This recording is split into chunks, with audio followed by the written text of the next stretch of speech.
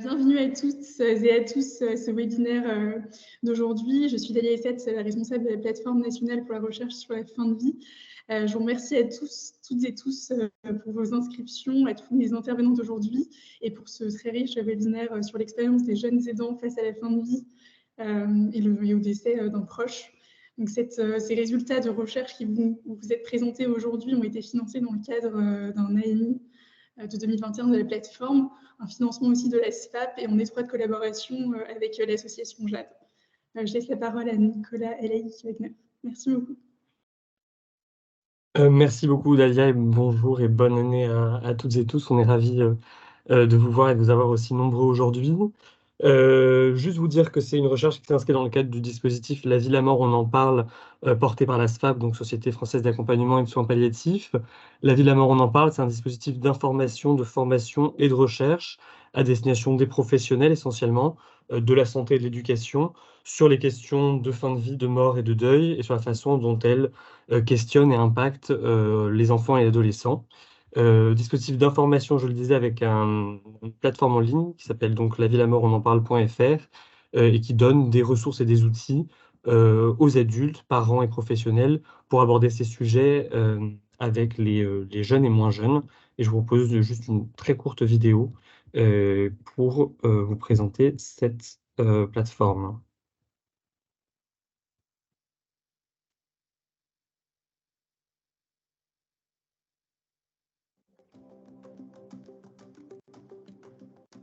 Il n'est jamais évident d'évoquer la question de la mort et du deuil avec des enfants et des adolescents. Il est pourtant essentiel d'ouvrir des espaces d'expression et d'accompagner les jeunes confrontés à des situations complexes. C'est pour aider les adultes que le portail lavielamortonenparle.fr a été créé.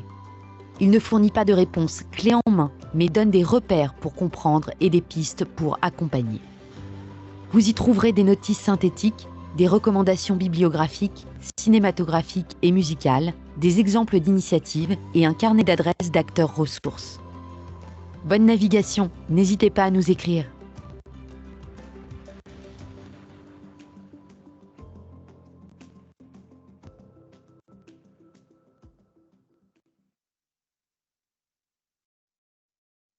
Voilà, et donc en plus de ce portail, on a développé un dispositif de formation dans les rectorats et de recherche en lien avec le CNAM, Conservatoire national des arts et métiers, avec l'Université Paris-Cité. Et donc la présentation d'aujourd'hui s'inscrit dans ce cadre. On a souhaité, et sur la proposition de François Zélien et de l'association Jeunes Aidants Ensemble, s'intéresser à l'expérience de deuil de ces jeunes et jeunes adultes, avec l'hypothèse qu'il y avait peut-être certaines singularités dans leur expérience qui méritaient d'être explorées, et avec le constat que finalement la littérature nous disait certaines choses de l'expérience des aidants adultes, de l'expérience de deuil des aidants adultes, mais très peu de choses, si ce n'est rien du tout sur le vécu des jeunes de moins de 18 ans et des jeunes adultes de 18 à 25 ans.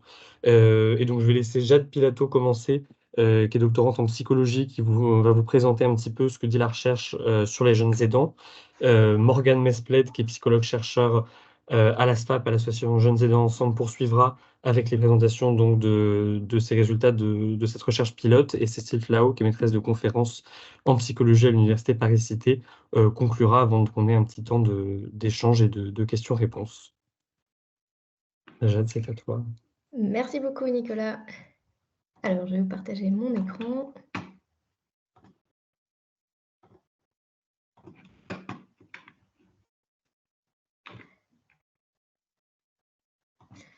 C'est bon pour le partage? Oui. Donc, bonjour à toutes et à tous. Je suis Jade Pilato et je suis doctorante sous la direction d'Aurélien Intas et de Géraldine Dorard à Université Paris-Cité. Et je vais vous donner un petit peu de contexte sur les jeunes aidants. Donc, ma présentation va se structurer en 3 temps. Je vais d'abord définir ce qu'est un jeune aidant. Ensuite, je vais vous faire le point sur ce qui se passe en France, où en est la recherche, où en sont les politiques publiques au niveau des jeunes aidants. Et je finirai par vous donner quelques chiffres sur les résultats de ma thèse qui s'intéressent plus précisément aux jeunes aidants collégiens. Donc, qu'est-ce qu'un jeune aidant? Un jeune aidant, c'est un enfant ou un adolescent de moins de 18 ans qui apporte une aide significative et régulière à un membre de sa famille ou de son foyer. On parle de jeune adulte aidant pour les jeunes entre 18 et 25 ans. Alors, pourquoi est-ce qu'ils aident ces jeunes? Ils aident parce que dans leur entourage, ils ont quelqu'un qui a une maladie physique, une maladie mentale, un handicap ou une perte d'autonomie. Ils peuvent aider un parent, un frère, une sœur ou encore un grand-parent. Alors, au niveau de l'aide, ces jeunes peuvent apporter différents types d'aide. Ils peuvent aider dans la gestion des tâches ménagères, comme faire les repas, faire les courses, faire passer l'aspirateur, par exemple. Ils peuvent aussi aider dans la gestion de la fratrie, donc aller chercher leurs frères, leurs sœurs à l'école, les aider pour faire leurs devoirs. Certains apportent une aide administrative, comme aider pour faire les papiers pour la sécurité sociale, et d'autres apportent une aide financière. Alors ça va plutôt concerner les jeunes aidants plus âgés, les jeunes adultes aidants, donc ceux qui sont des jeunes majeurs. La plupart du temps, ils apportent du soutien émotionnel, du soutien moral à leurs proches, et certains vont aider dans les soins personnels et médicaux, comme par exemple aider pour la toilette d'un proche, ou encore aider à faire des pansements, pratiquer des soins infirmiers. En fait, ils aident comme les aidants adultes, ils font partie de la grande famille des aidants familiaux que vous connaissez certainement. Alors là, c'est un chiffre qui est quand même assez marquant, je trouve. Les études montrent que certains jeunes aident dès l'âge de 5 ans. Donc juste pour que vous puissiez vous représenter l'aide, généralement, on considère que l'aide se situe sur un continuum, avec d'un côté du continuum un faible niveau d'aide et de responsabilité, et de l'autre côté, un très haut niveau d'aide et de responsabilité. Ce niveau d'aide dépend à la fois de la quantité, de la régularité, de la complexité, du temps consacré à l'aide apportée, de l'intimité des tâches. Donc, tout à l'heure, je vous parlais par exemple d'aide à la toilette d'un proche et de la durée. Donc, depuis combien de temps ce jeune apporte de l'aide à son proche. Alors, du côté gauche du continuum, on est sur des activités de routine. Finalement, le jeune aide dans les activités instrumentales de tous les jours, mais cette aide reste appropriée au regard de l'âge et de la culture du jeune. De l'autre côté, en revanche, on est sur une aide considérable, quotidienne, significative, qui est indispensable dans l'activité instrumentale de tous les jours. En fait, sans cette aide, la famille ne peut pas fonctionner et on considère qu'elle est inappropriée au regard de l'âge et de la culture du jeune. Alors cette situation, le fait d'être aidant, d'être jeune aidant a de nombreuses conséquences, à la fois sur leur santé physique. Donc ce sont des jeunes qui ont plus souvent par exemple des problèmes de dos. Ça a aussi des conséquences sur leur santé mentale. Alors ce sont des jeunes qui sont plus anxieux, qui sont plus déprimés. Ça a aussi des conséquences sur leur vie sociale. C'est-à-dire que c'est des jeunes qui vont avoir moins de temps, par exemple, à consacrer à leurs loisirs, moins de temps pour leur père, pas IRS, pour leurs camarades. Et enfin, ça a des conséquences, ça peut avoir aussi des conséquences sur leur scolarité. Donc, des jeunes qui vont arriver en retard en cours, des jeunes qui vont... Est-ce que vous pouvez couper votre micro, s'il vous plaît? Il y a quelqu'un qui a un micro. Merci. Donc, ça va avoir un impact aussi sur leur scolarité. Donc, ça va être des jeunes qui vont arriver en retard, qui vont moins bien se concentrer en cours. Et ça peut avoir un impact derrière sur les résultats scolaires et sur la trajectoire scolaire. Alors, en France, je vais vous parler un petit peu du contexte français. En France, la question des jeunes aidants, c'est une préoccupation qui est tout à fait récente. Donc, on parle depuis longtemps des aidants adultes, mais on parle peu des aidants, des jeunes aidants, donc des enfants et des adolescents aidants. Donc ça, la première préoccupation, on va dire, date de 2014, donc à 10 ans maintenant, avec la mise en place d'ateliers cinéma-répit. En fait, c'est une psychologue clinicienne, Françoise Hélien, qui, dans le cadre de sa pratique clinique, a remarqué qu'il y avait des jeunes qui, au domicile, aidaient leurs proches malades ou en situation de handicap. Donc, elle a mis en place, avec une réalisatrice, des ateliers cinéma-répit pour permettre à ces jeunes de s'exprimer, d'exprimer leur vécu à travers le média du cinéma. Ensuite, ces ateliers cinéma-répit se sont structurés autour de la création avec la création d'une association, l'Association nationale Jeunes Aidants Ensemble, dont on a parlé tout à l'heure. La recherche en parallèle s'est aussi développée en 2017 avec le premier projet de recherche. Je vais vous présenter tout à l'heure brièvement ce premier projet de recherche en France. En 2019, il y a eu le premier colloque français sur les jeunes aidants à l'université Paris-Cité.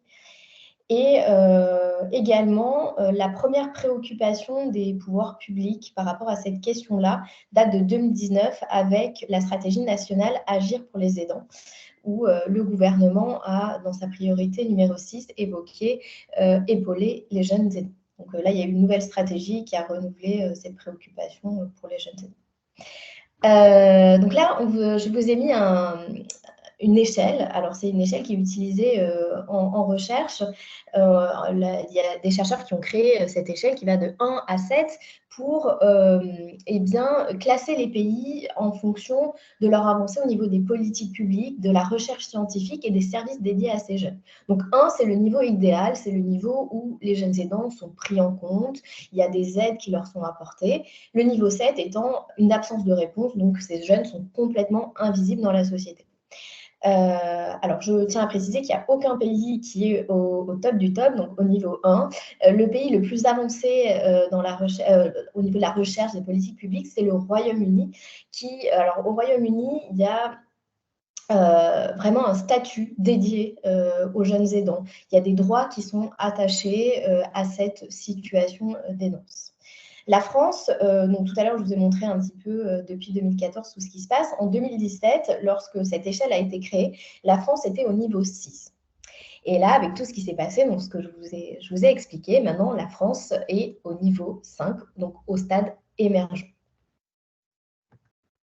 Alors, je vous ai dit qu'en 2017, il y a le projet GED, donc un projet de recherche qui a été créé, première recherche sur les jeunes aidants, en fait, en 2017, c'est le projet GED qui a été créé pour développer la recherche française sur les jeunes aidants afin de mieux les accompagner. Et c'est mes directrices de thèse, Aurélie Intas et Géraldine Norard, qui ont mis en place ce projet. Les objectifs de ce projet, c'est d'identifier les jeunes aidants en France, d'étudier les facteurs de protection de vulnérabilité, de caractériser leurs difficultés et enfin de développer et d'évaluer des interventions. Donc là, je vous ai mis un aperçu de ce programme de recherche. Je ne vais pas rentrer dans le détail. Si vous avez des questions, n'hésitez pas. Là, je vais vous faire un petit focus maintenant sur les résultats de l'étude ELIAS qui illustre plutôt bien en fait ce qui se passe pour les jeunes aidants. Donc ça, c'est les résultats, c'est quelques résultats de ma thèse, puisque dans le cadre de ma thèse, je m'intéresse aux jeunes aidants collégiens. Donc, pour vous présenter cette étude ELIAS sur les jeunes aidants collégiens, c'est une étude qui a été menée en population générale, c'est-à-dire auprès de collégiens tout venant. Pour ça, on a interrogé 1983 collégiens. Donc pour participer, ces collégiens devaient remettre un consentement de participation, donc à la fois leur consentement de participation et aussi une autorisation parentale. Et la participation se déroulait en classe, donc pendant 1 heure de cours.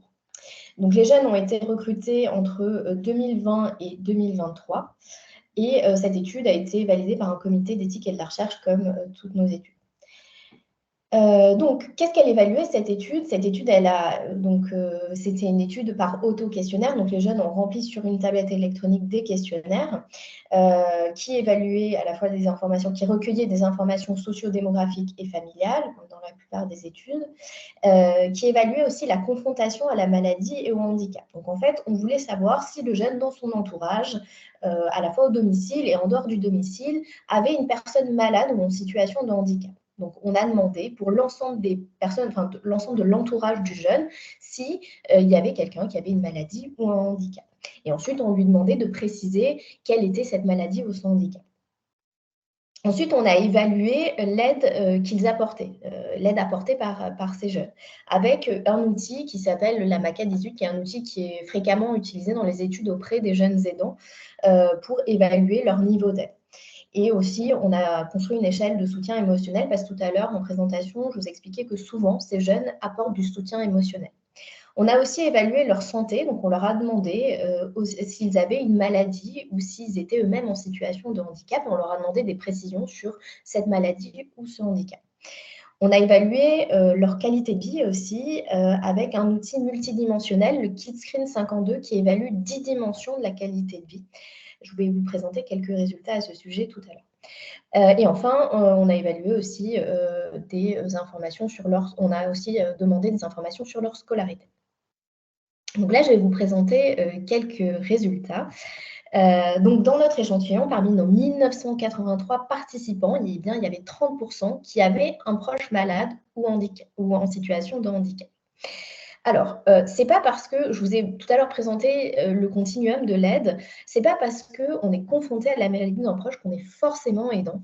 Et parmi notre échantillon, donc il y en avait 30% qui étaient confrontés à la maladie d'un proche et 12% qui étaient jeunes aidants, qui étaient en situation d'aidance. Alors, comment est-ce qu'on a trouvé ce résultat? Donc on a repris le questionnaire, il fallait que ces jeunes, d'abord, indiquent qu'ils avaient un proche malade ou en situation de handicap. Et ensuite, avec l'outil que je vous ai présenté tout à l'heure, la MACA 18, donc qui évalue le niveau d'aide des jeunes, il fallait qu'ils aient un niveau d'aide qui soit élevé, voire très élevé à la MACA pour pouvoir être considérés comme jeunes aidants. Donc, il fallait qu'ils soient à la fois confrontés avec un niveau d'aide très important. Donc, juste pour que vous puissiez vous représenter ce que c'est 12%, c'est à peu près 3 élèves par classe. Alors là, je vous ai mis en perspective, je vous ai mis donc les résultats d'autres études, puisque je vous ai présenté le projet de recherche GEN. On a aussi mené des études auprès des lycéens et auprès des étudiants. Donc, parmi les lycéens, on a trouvé dans notre étude qu'il y avait 14% de lycéens qui étaient jeunes aidants et 15,9% d'étudiants aidants, donc des jeunes adultes, donc des jeunes entre 18 et 25 ans qui étaient aidants. Donc, qui sont ces jeunes aidants? Donc, ces jeunes aidants, ils avaient en moyenne 13 ans d'âge. La plupart d'entre eux étaient des filles. Et ça, c'est ce qu'on retrouve beaucoup dans la littérature internationale, dans les études auprès des jeunes aidants. Souvent, les jeunes aidants sont en fait des jeunes aidantes. Le plus souvent, alors ces jeunes étaient plus souvent l'aîné de la fratrie. Et ça, c'est ce qu'on retrouve aussi largement dans la littérature. Souvent, celui qui va être aidant, eh bien, c'est l'aîné de la fratrie. Et enfin, ces jeunes sont plus souvent issus d'un milieu défavorisé. Et ça aussi, c'est ce qu'on retrouve très souvent dans les études auprès des jeunes. Souvent, les jeunes aidants sont plus issus d'un milieu socio-économique défavorisé. Alors ça, c'est un résultat très intéressant, je trouve. Presque un tiers des jeunes n'ont pas conscience d'aider leurs proches. Alors, comment est-ce qu'on a trouvé ce résultat? Tout à l'heure, je vous ai dit 12% de notre échantillon sont jeunes aidants. Donc, pour être jeune aidant, je rappelle, il fallait qu'ils soient confrontés à la maladie d'un proche et qu'ils aient un niveau d'aide qui était évalué objectivement avec un outil standardisé, un niveau d'aide qui soit élevé. Donc, ces jeunes, ces 12% de jeunes, ils avaient un niveau d'aide qui était très élevé. Pourtant, quand on leur demandait directement « Est-ce que tu aides ta mère, tu aides ton père, tu aides ton frère en raison de sa maladie ou de son handicap ?» Eh bien, ils répondaient non. Et ça, c'est un résultat qui est très intéressant parce que ça montre que c'est très difficile en fait d'identifier ces jeunes si eux-mêmes ne se reconnaissent pas comme aidants. Et ça, c'est ce qu'on retrouve beaucoup dans la littérature internationale avec des jeunes qui ne s'identifient pas eux-mêmes comme des jeunes aidants parce que qui ne perçoivent pas en fait l'aide qu'ils apportent, parce que l'aide fait partie de leur quotidien, ça fait partie de leur routine. Parfois, la maladie, elle existe depuis très longtemps et en fait, ils ont toujours vécu comme ça, ils ont toujours apporté de l'aide, ils n'ont pas forcément conscience qu'ils aident leurs proches. Là, je vais vous donner des résultats sur l'impact que ça peut avoir, être jeune aidant. Donc, en comparaison aux autres jeunes, les jeunes aidants ont une plus mauvaise santé. Donc, dans notre échantillon, les jeunes aidants avaient plus souvent une maladie physique ou une maladie mentale que leurs camarades qui n'étaient pas jeunes aidants. Au niveau de la qualité de vie, donc là, je vais vous présenter juste quelques résultats sur la qualité de vie. Ils avaient les dimensions de la qualité de vie, les dimensions psychologiques de la qualité de vie étaient altérées. Et donc, en comparaison aux autres jeunes, ils avaient une plus mauvaise qualité de vie psychologique, une plus mauvaise relation avec leurs parents. Et enfin, ils étaient plus souvent victimes de harcèlement scolaire. Ils rapportaient plus souvent être victimes de harcèlement scolaire. Et ça, c'est ce qu'on retrouve aussi beaucoup dans la littérature. Les jeunes aidants sont plus souvent victimes de harcèlement scolaire. Donc là, juste pour finir rapidement, qu'est-ce qu'il est important de retenir aujourd'hui? Les jeunes aidants sont nombreux. Leur situation peut avoir un impact sur leur santé et leur qualité de vie. Et en tant que professionnel, vous pouvez favoriser leur prise en compte et leur accompagnement. Et enfin, n'hésitez pas à nous contacter si vous avez des questions. Donc là, je vous ai mis nos contacts. Et je vais maintenant laisser la parole à Morgane qui va rentrer dans le vif du sujet et parler des jeunes aidants et de la question du deuil et de la fin de vie. Je vous remercie pour votre attention. Merci beaucoup, Jade. Alors, est-ce que là, c'est bon? Oui, c'est tout bon. Ok, super. Donc, bonjour à tous et à toutes, et je vous souhaite une très belle année. Donc, pour me présenter assez rapidement, donc, je suis Morgane Mesplet, donc psychologue clinicienne et chercheuse, et j'interviens aujourd'hui pour vous présenter les résultats d'une recherche qualitative qu'on a menée et qui porte sur l'expérience des jeunes aidants confrontés à la fin de vie et au décès d'un proche. Et donc, cette recherche avait été soutenue par la plateforme nationale pour la recherche sur la fin de vie. Donc, comme Jade a pu nous l'expliquer, il existe un certain nombre d'aidants familiaux qui sont mineurs ou jeunes adultes. Et donc, cette aide peut influer sur le développement du jeune, sa vie sociale, familiale et scolaire, et avoir donc des conséquences sur sa santé physique et mentale. La littérature donc, sur les jeunes aidants étant assez récente et en émergence, il y a peu d'études qui se sont intéressées à leur vécu des situations de fin de vie et de décès du proche aidé en France. Par contre, la littérature nous renseigne sur le vécu de ces situations pour les aidants adultes. Donc, qu'est-ce qu'elle nous dit, cette littérature? Elle nous dit que la période d'aidance au cours de la maladie d'un proche est particulièrement marquante et exigeante, et que les proches sont confrontés à des responsabilités accrues, car ils disposent d'un poids important dans la prise en charge physique et psychologique du proche, le tout en jonglant avec leur vie professionnelle, leur vie familiale et sociale. Et donc, lorsque vient la fin de vie du proche, ça entraîne un ensemble de défis supplémentaires dans leur rôle d'aidant, puisqu'ils vont être témoins de la dégradation de l'état de santé de leurs proches, vont se sentir impuissants face à ça, et vont commencer, pour certains, à anticiper la perte du proche. Donc, concernant le vécu de la perte du proche aidé chez les aidants adultes, dans la littérature, celle-ci est souvent qualifiée de double deuil, en référence à la perte du proche et à la perte du rôle d'aidant. Et donc, il y a plusieurs manières de vivre cette perte du rôle d'aidant qui ont été observées. Donc, il y en a certains qui vont exprimer du soulagement à la mort du proche, celle-ci signifiant la fin d'un sentiment de fardeau et de la pression du rôle d'aidant, tandis que d'autres vont être envahis par une perte d'objectif de vie, ce qui va induire des difficultés de réinsertion professionnelle et sociale, ainsi que des incertitudes concernant la vie future. On a aussi un sentiment de regret et de culpabilité d'avoir été sous-investis dans leur rôle d'aidant qui ont été exprimés. Donc, la littérature recense également différents éléments dits, entre guillemets, facilitateurs de l'expérience dans le processus de deuil des adultes aidants, comme le fait de s'être préparé à la perte du proche, le fait de percevoir un soutien de qualité suffisante, ou encore d'avoir eu accès aux soins palliatifs pour la fin de vie du proche. Néanmoins, cette expérience de deuil va entraîner différentes conséquences qui sont spécifiques ou non au rôle d'aidant. Donc, il y a des émotions et ressentis qui sont communs à tous les endeuillés qui sont rapportés, tels que un sentiment de solitude et de tristesse qui est majoré au moment des fêtes de fin d'année. Mais concernant vraiment le deuil post-aidance, la littérature, elle fait part d'un lien entre l'aidance et l'apparition de symptômes dépressifs. Donc, la littérature, elle nous renseigne également sur le processus de deuil chez les jeunes, donc chez les enfants, adolescents et jeunes adultes, et met en avant l'interférence de ce processus avec le développement du jeune et l'impact de ces situations sur différents domaines de vie, dont la scolarité.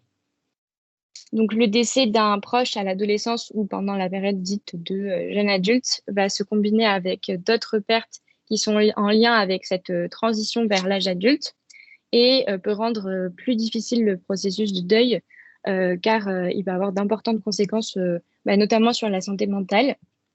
Et la littérature sur l'orphelinage précoce met en avant que perdre un parent jeune peut entraver le processus de socialisation et créer des inégalités scolaires, ce qui peut aboutir à des problèmes de santé et impacter la vie professionnelle sur le long terme. Donc, si on considère l'absence de données dans la littérature sur la position singulière des jeunes adultes aidants dans ces situations de fin de vie et de décès du proche aidé, l'objectif de notre étude, c'était d'explorer le vécu de ces situations-là chez les jeunes adultes aidants afin de voir si potentiellement on pouvait distinguer certaines singularités dans leur situation. Donc, pour répondre à cet objectif, on a interrogé 15 jeunes adultes aidants de moins de 25 ans au moment du décès du proche. Donc, on n'a pas interrogé de jeunes aidants endeuillés mineurs, tout simplement parce que nous n'avons pas réussi à en recruter.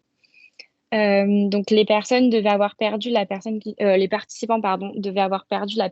aidaient au minimum 3 mois et au maximum 10 ans avant l'entretien.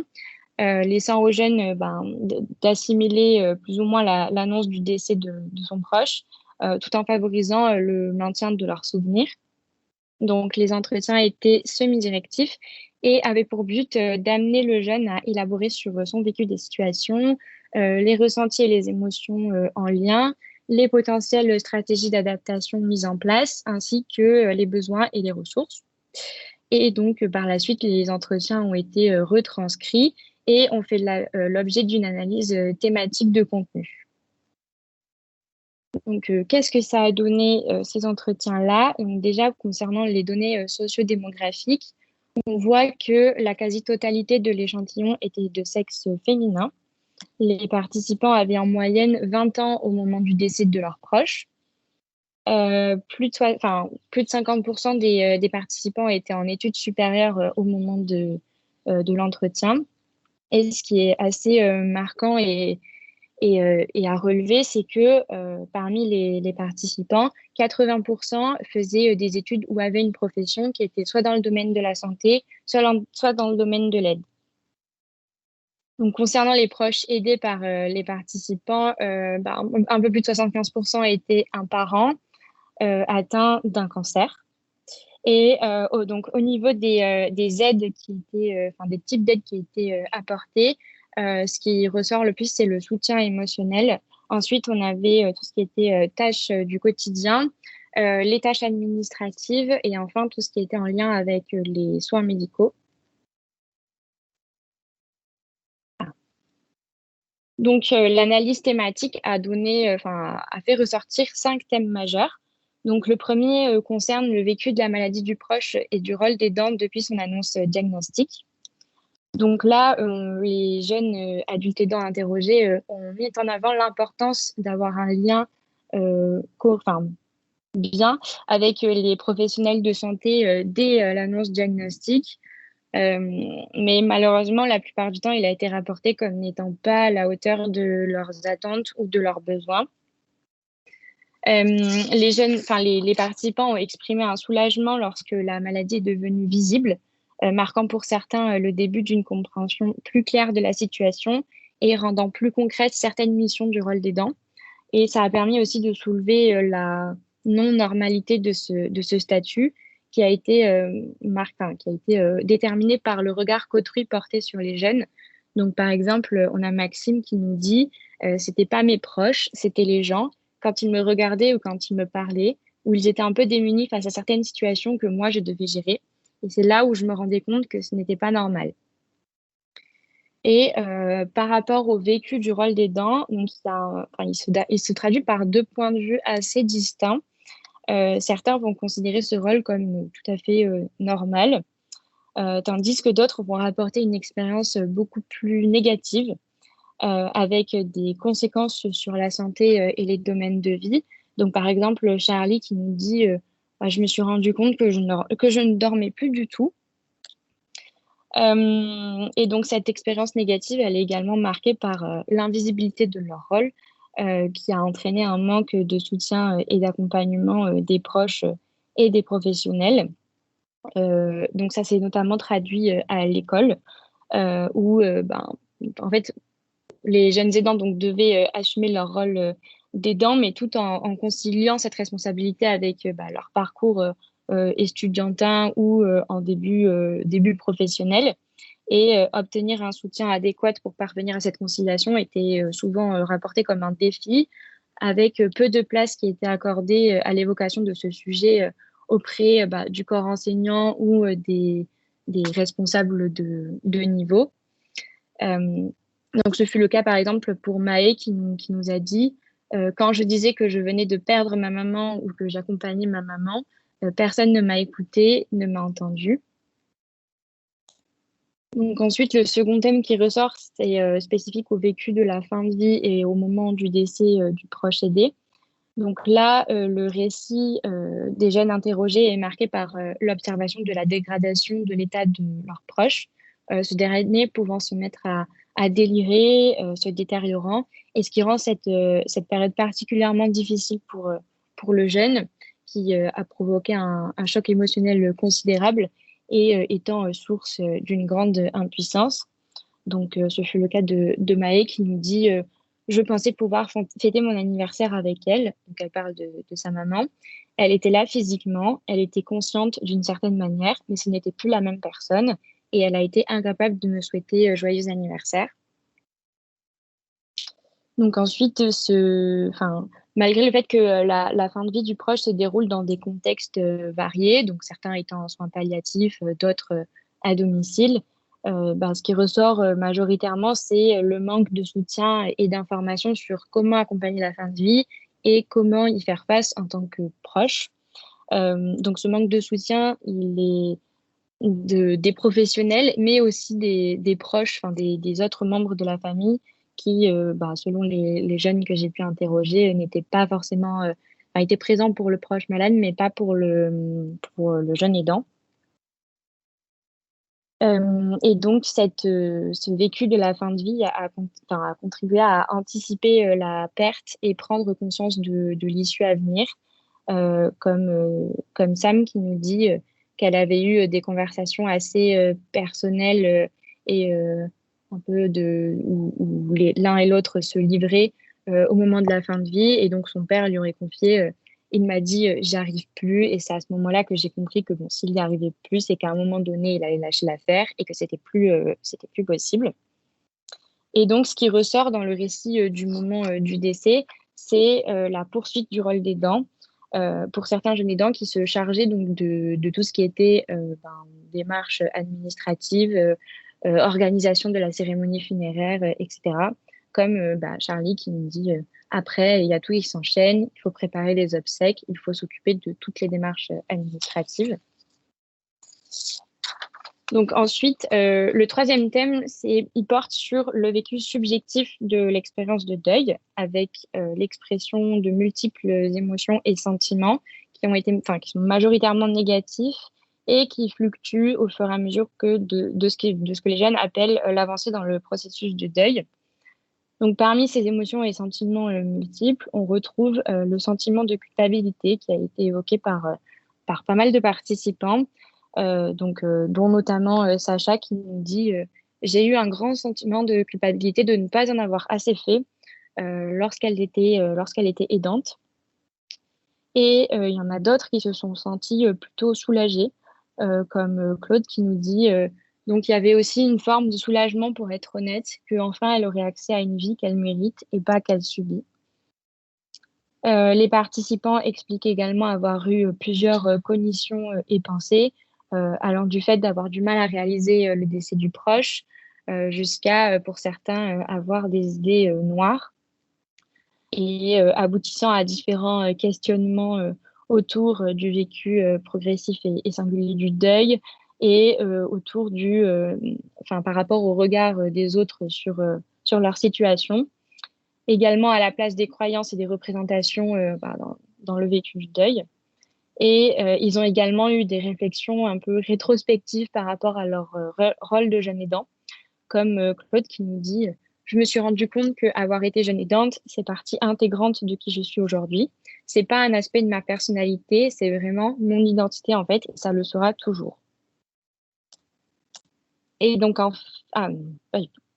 Et donc, les jeunes interrogés ont également identifié certains facteurs qui disent facilitateurs dans leur processus de deuil, comme le fait d'instaurer des moments en lien avec le défunt après le décès de ce dernier, et d'avoir des cognitions positives, comme de penser que voilà, de ce qui s'est passé, ça représente une force pour le futur.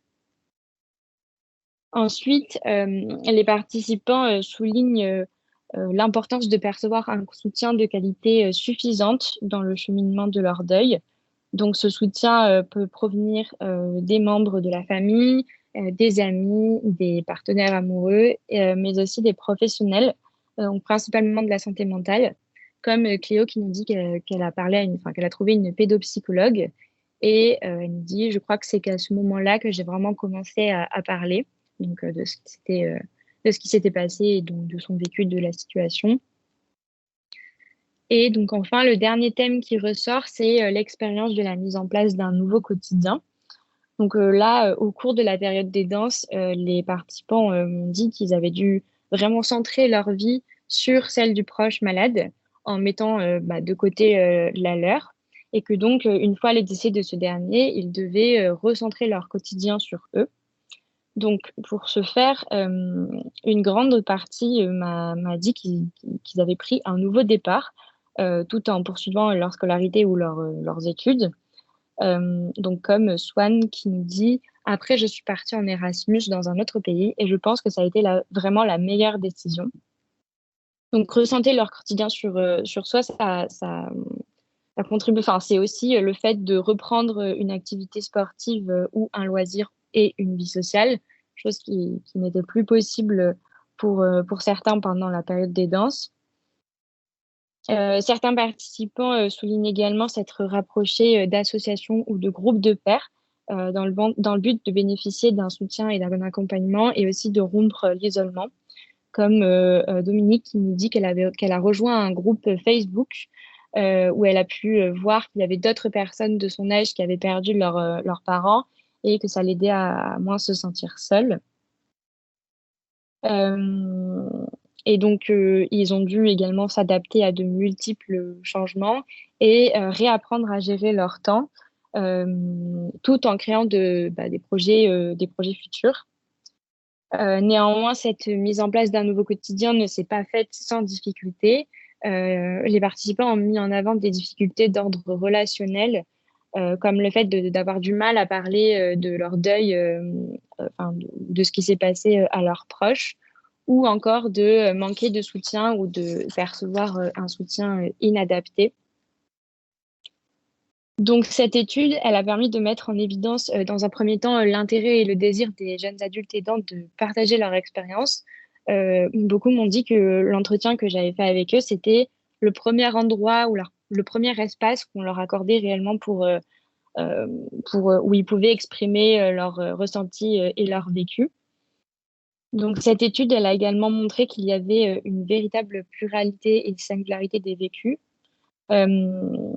avec des émotions qui sont à la fois communes à tous les endeuillés, mais aussi des spécificités en lien avec la situation des danses, et que dans l'ensemble, assister et accompagner la fin de vie d'un proche s'accompagne de traumatismes en lien qui perdurent après le décès du proche. Donc globalement, on retrouve de nombreuses similarités avec ce qu'on peut voir dans la littérature sur l'expérience des proches aidants adultes pour ces situations-là. Mais on peut relever certaines spécificités au fait d'être un jeune aidant dans ces situations-là. Dans un premier temps, c'est le sentiment de décalage avec les autres jeunes de leur âge, donc tant dans la période des danses qu'après le décès du proche. S'ajoute à ça la mise en place d'un nouveau quotidien après le décès du proche. Dans la littérature sur les aidants adultes, il y avait beaucoup de difficultés de réinsertion professionnelle et sociale qui étaient exprimées avec une perte d'objectifs de vie, ce que dans notre étude, on n'a pas vraiment retrouvé.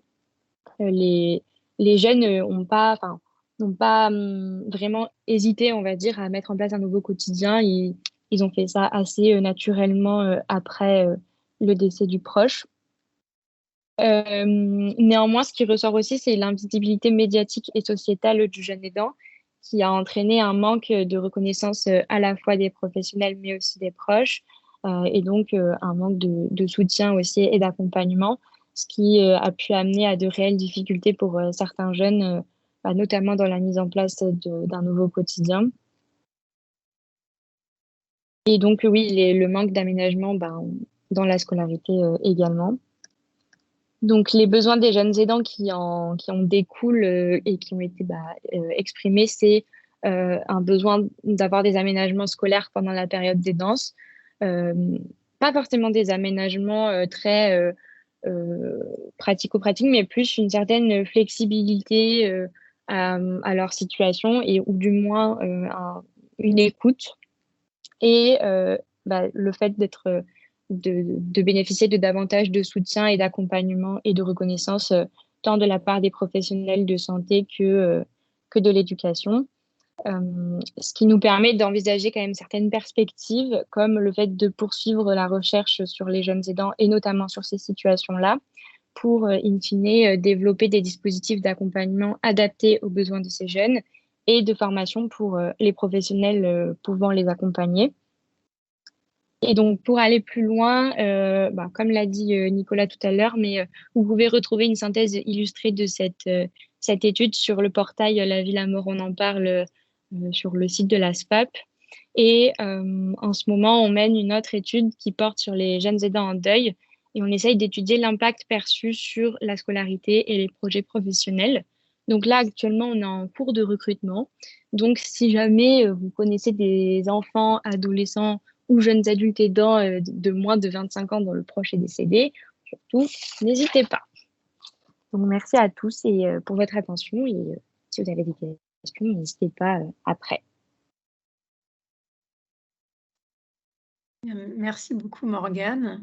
Je vais reprendre la parole quelques instants pour quelques mots de conclusion et puis surtout peut-être donner la parole aux nombreuses personnes qui nous écoutent. Je trouve que Jade et Morgane, vous nous avez bien sensibilisés à une population qui souffre d'une double invisibilisation. Jade, tu as bien rappelé à quel point ces jeunes aidants étaient peu repérés, eux-mêmes ayant du mal à repérer leur propre situation et la nécessité absolue de sensibiliser leur environnement à quelque chose de l'ordre du repérage, de la mise en avant, de l'écoute et de quelque chose qui pourrait nous permettre d'intervenir quand on est dans des difficultés liées à une situation d'aidance qui est trop élevée.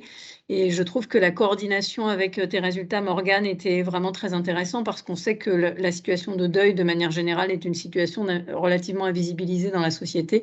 C'est pour ça que le portail dont parlait Nicolas en introduction existe et a beaucoup d'importance. Et en particulier chez l'enfant et chez l'adolescent, la question du deuil et de l'écoute qu'on peut apporter à leur situation de deuil est quelque chose qui visiblement est très insuffisant, en tout cas tel que rapporté par ces jeunes. Et là, je trouve que c'est vraiment intéressant de voir comment ces deux situations cohabitent, probablement se maximisent pour ces jeunes. Même si je trouve quand même, Morgane, que tes résultats soulignent bien les ressources qu'ont ces jeunes. Et je pense aussi que ces ressources, c'est à la fois très rassurant pour nous, professionnels du soin, et puis tout l'environnement qui s'occupe d'eux, mais c'est aussi peut-être ce qui sans doute fait qu'on ne les écoute pas toujours. Parce que parfois, puisqu'ils ont des ressources, ils s'adaptent et ça les rend encore plus invisibles. Et en tout cas, ils ont encore plus de mal à demander de l'aide, surtout que, en tout cas pour la tranche d'âge là qui nous a intéressés dans l'étude de Morgane, puisqu'on est quand même sur une période de fin d'adolescence, on est quand même dans une période où la demande d'aide est assez difficile, notamment auprès des adultes, ce qui vient encore complexifier la situation. Et donc, je pense vraiment que vos deux interventions vraiment sont très importantes et je remercie tous les participants qui sont nombreux de venir écouter ce webinaire de manière à pouvoir relayer les informations que vous nous avez apportées. Je vous donne la parole parce que je pense que c'est important qu'on ait un petit temps de discussion. Si ça a suscité des questions, n'hésitez pas. Je crois que c'est via le chat ou je ne sais pas si vous pouvez prendre la parole puisque vous avez vos micros. Si, je reprends la parole. Vous pouvez tous bien évidemment prendre la parole, enlever vos micros. Je vois qu'il y a déjà des questions dans le chat sur comment avez-vous recruté l'échantillon des jeunes aidants en deuil. Je vous laisse les lire. Du coup, comme on a recruté, on a fait passer un appel à recrutement sur les réseaux sociaux, ce qui a pas mal marché. Et après, on a eu le soutien de l'association JAD, donc Jeunes Aidants Ensemble, qui nous ont amené certains jeunes. Et aussi par le biais de l'association Empreinte, qui accompagne des personnes en deuil et qui avaient justement dans leur groupe des jeunes adultes aidants endeuillés. Voilà. Merci beaucoup. Je crois qu'il y avait aussi une autre question dans le chat. Y a-t-il des études plus précises sur le phénomène de deuil blanc en tant que jeune adulte aidant?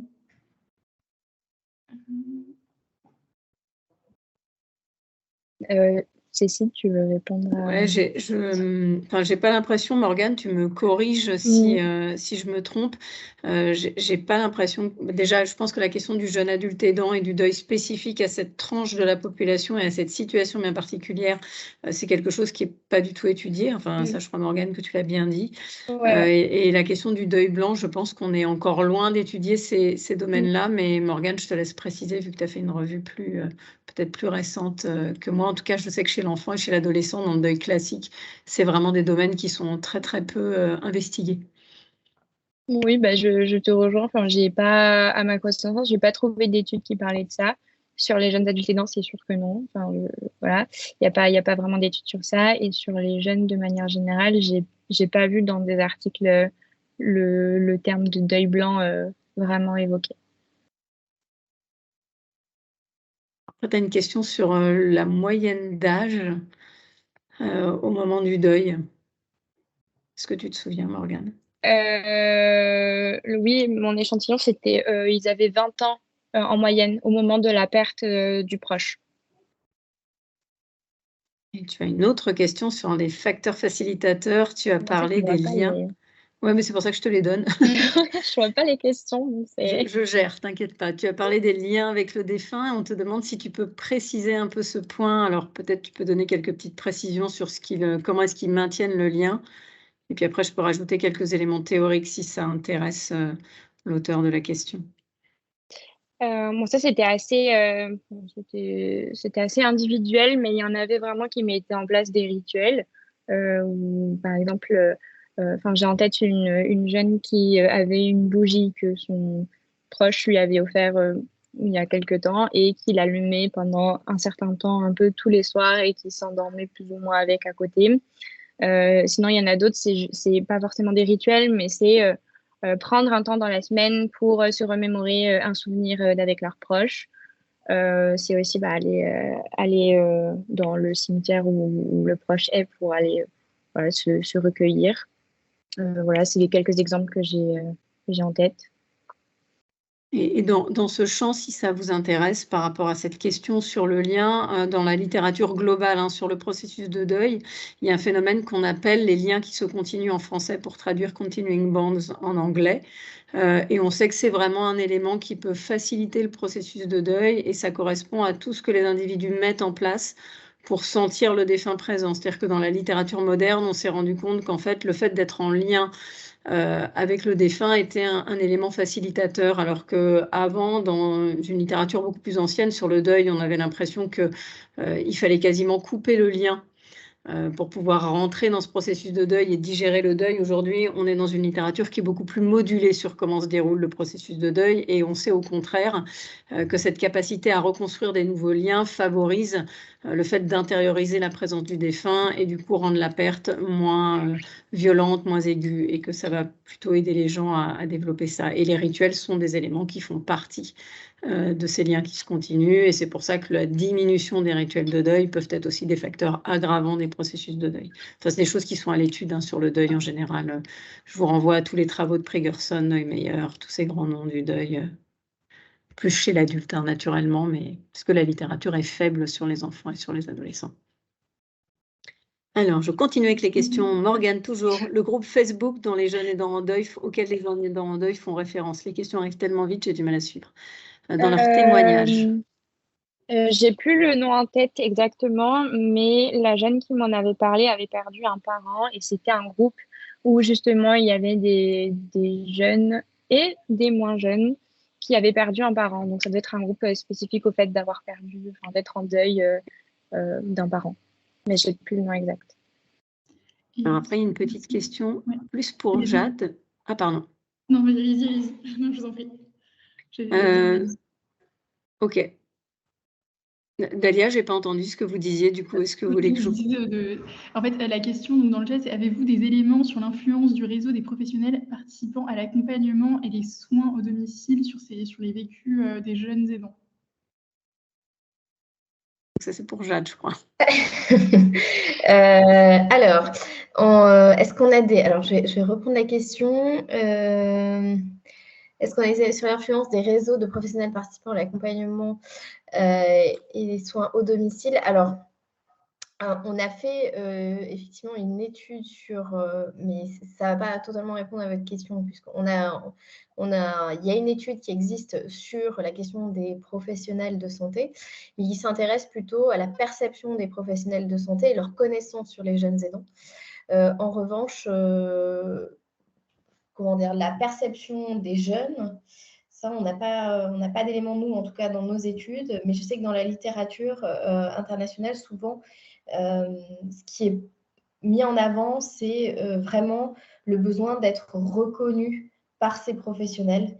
Et le fait d'être reconnu par ces professionnels, le fait de pouvoir communiquer avec les professionnels de santé, alors qu'ils soient au domicile, là vous parlez du domicile, mais qu'ils soient au domicile ou pas au domicile, hein, que ce soit une consultation en ambulatoire ou en cas d'hospitalisation, effectivement facilite le vécu de ces jeunes. Ils se sentent reconnus, ils peuvent avoir accès à des informations, et ça fait le lien un petit peu avec ce que tu disais, Morgane, tout à l'heure. C'est le fait de ne pas avoir d'informations, le fait d'être vraiment invisible, en fait. Ça crée des difficultés supplémentaires pour les jeunes aidants. Alors là, je ne pourrais pas ensuite vous donner d'autres éléments, mais voilà. Donc effectivement, il y a vraiment un rôle très très important des professionnels à jouer. Les professionnels de santé peuvent jouer un rôle majeur effectivement dans l'accompagnement de ces jeunes. Et ensuite, il y a une question toujours pour toi, Jade, de Blandine, qui dit qu'elle propose des accompagnements spécialisés pour les jeunes aidants et qu'elle aimerait un peu échanger avec nous et rentrer en contact. Donc, si tu peux lui mettre dans le chat un contact, je pense qu'elle sera ravie. Oui, je vais le faire. Voilà. Et je crois qu'on est au bout des questions du chat, donc peut-être reste-t-il des questions à l'oral, si certains souhaitent prendre la parole.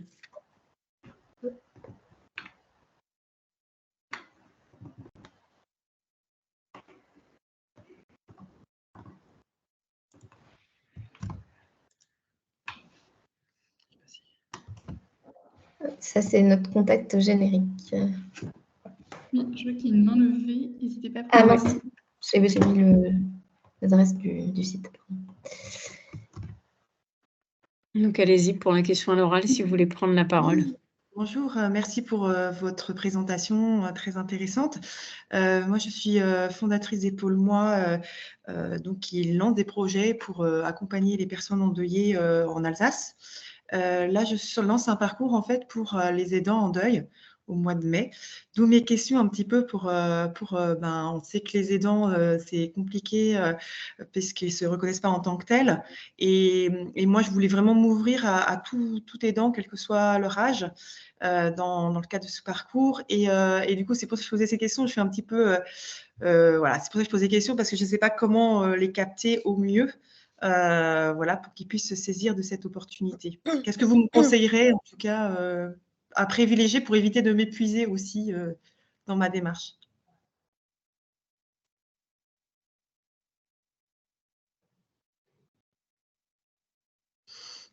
Jade, Morgane, des idées pour attraper ces aidants, nos spécialistes là?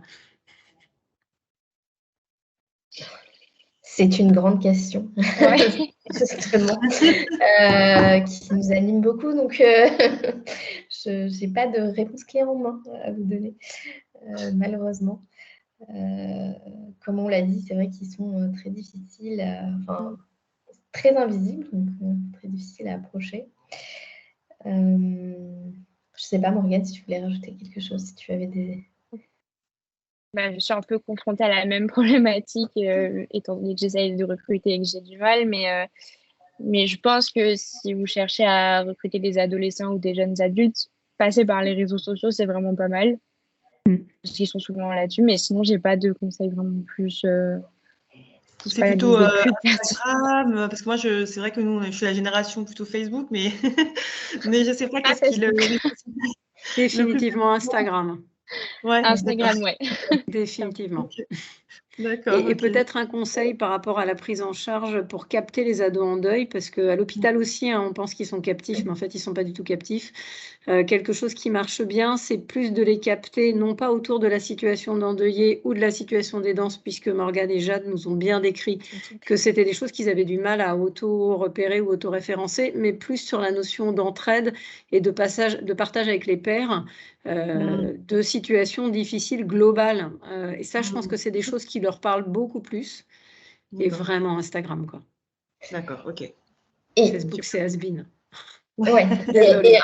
Et ensuite, il y a le classique, c'est-à-dire passer par, là, il y avait les services d'aide à domicile, effectivement, passer par les professionnels de santé, mais en fait, le problème, c'est qu'ils ont des difficultés à repérer ces jeunes parce qu'ils les repèrent très difficilement, en fait. Et ensuite, il y a l'éducation nationale, mais là, c'est aussi rentrer peut-être en contact avec les établissements scolaires. Ça peut être pas mal parce que c'est là que les jeunes sont. Donc, mais là aussi, il y a des difficultés à repérer au sein des établissements. Les professionnels ne sont pas toujours sensibilisés à la question à la fois du deuil et de l'aidance. Donc, voilà. Mais ça peut être aussi des biais, des pistes. Des approches. Merci. On a une deuxième main levée. Emmanuel, si vous voulez prendre la parole. Oui, bonjour. C'est pour rebondir par rapport à cette question. Moi, j'interviens en tant qu'art thérapeute dans une association grenobloise d'aide à la recherche en cancer. Et en fait, on a essayé de se questionner. Donc, on intervient depuis 2017 dans cet accompagnement des jeunes aidants. Et on avait essayé de mettre en place un recrutement en se rapprochant de la médecine scolaire. Et ça donne rien en fait. C'est vraiment l'association avec le bouche à oreille au niveau de l'accompagnement du malade quand il y a l'annonce du diagnostic. Et puis toutes les associations qui vont relayer, qui vont intervenir dans des manifestations de type Octobre Rose ou Movember qui vont parler justement de cet accompagnement-là qui fait que le bouche à oreille fait que les personnes qui nous connaissent vont parler après aux personnes qui ont un enfant dont un des parents est malade. Donc c'est comme ça que nous, on a commencé à recruter de plus en plus de jeunes. Mais c'est vrai que c'est très, très difficile. Et curieusement, ce n'est pas via les médecins généralistes, ce n'est pas via l'infirmière scolaire qu'on a réussi à avoir ce recrutement, entre guillemets. J'aime pas trop le terme de recrutement, mais voilà.